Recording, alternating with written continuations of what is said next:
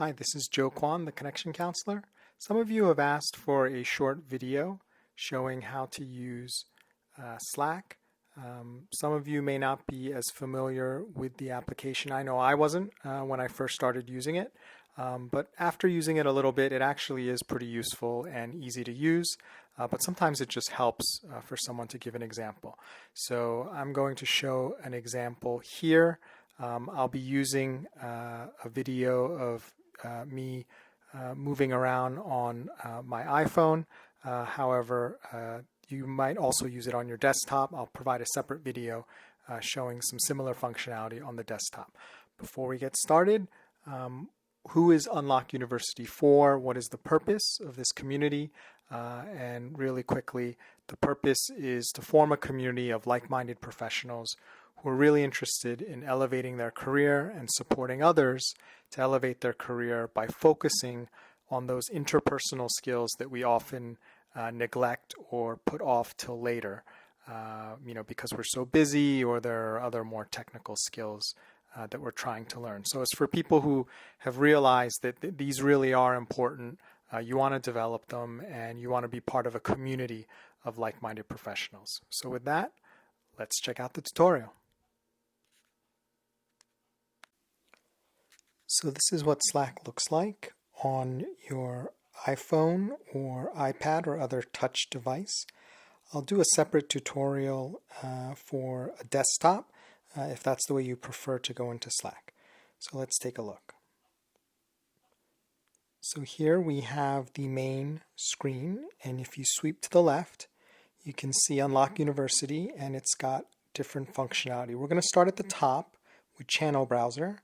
As you can see, there's various channels here, like Boss Books, Charisma. We're going to go into the channel for Boss Books. You can look around, see if there's anything that interests you. We're going to go back, and we're going to see about adding a channel, because sometimes you're not in all the channels. So let's see, I'm going to click on Help, and you can see down there that I have an option to join the channel. That's because I am not in the channel right now. I've either dropped out or I haven't been added to it originally. If I click on that, now I'm in the channel, which means that I will receive any notifications in that channel. Next, we're going to look at some other basic functionality. We're going to look at the different people who are in Unlock University with you. You can see folks there with the information they've decided to share. You can scroll up and down, see who's in there, see if there's anyone you know. Oh, look, it's my friend Jonathan, fellow author, fellow attorney. I'm going to send him a message here. This message just goes between myself and Jonathan. It doesn't go to anyone else, but I'm showing it to you here for the sake of this tutorial. So in this way, we can message each other back and forth because we're both part of Unlock University. However, it is private. It doesn't get shared with me as the administrator or with anyone else. It's just person to person. So here I've typed a message. I can hit the send button, which is that arrow to the bottom right, and there you go. So Jonathan will receive that message, and he can reply to me when he has a chance.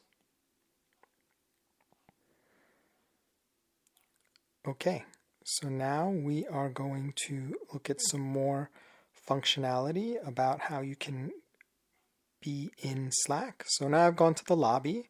I'm looking around at some comments that other folks have made. And oh, look, it's my friend Sean Hand, the awkward networker. He has a comment there. There's my friend Jonathan. He's got a comment about professional areas that he feels stuck at, data sciences knowledge, and how does he break through. So, oh, look, I already created a response to him there, but maybe I want to add a separate emoji. So I can click on that plus button and I can add a symbol there to show a response there to him. So I added a smiley face with stars. And then if I want, I can also reply to him as well. So if I click reply in thread, what that does is it keeps all these messages together. So anything in the thread stays with Jonathan's original message, which you can see up top there. So I can type Jonathan a message there. Maybe there's someone else in the group who's really into data analytics. It's a really hot field right now. So it'd be great just for like-minded people to share their information, support each other. Maybe there's some courses that are good. Maybe they have some great contacts as well. So I can send this message to Jonathan. He'll be notified, and other folks can see that message as well because I'm replying in the channel and not to him directly.